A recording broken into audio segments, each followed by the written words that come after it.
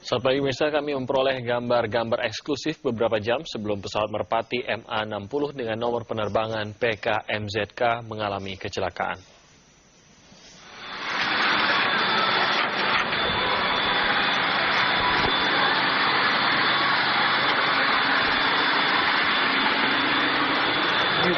Gambar ini direkam oleh salah seorang penumpang yang menaiki pesawat dari Nabire menuju Sorong pada hari Sabtu pagi waktu Indonesia Timur kemarin.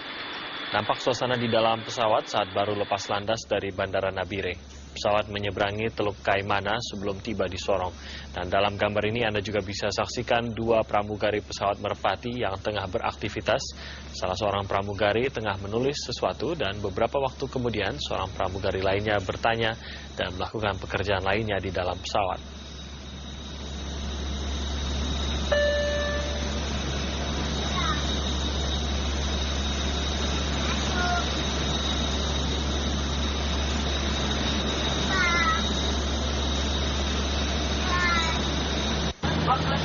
Dari Sorong, pesawat kembali ke Nabire dan pesawat itu jatuh di Teluk Kaimana sesaat setelah saat akan mendarat sekitar 50 meter dari landas pacu Bandara Sorong.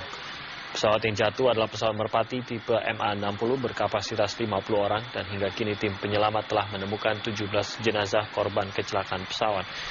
Sementara 8 lagi masih dalam pencarian.